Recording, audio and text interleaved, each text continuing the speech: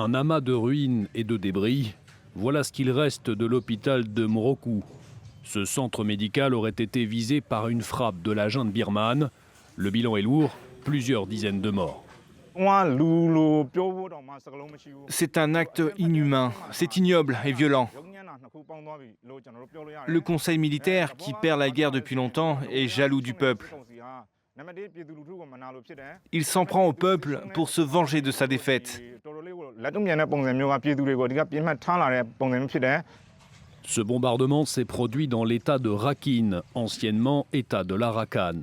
Ce dernier, situé à l'ouest du pays, est contrôlé de facto par un groupe rebelle ethnique, l'armée de l'Arakan. Depuis le coup d'État de la junte en 2021, ces rebelles ont accentué leurs actions contre le pouvoir.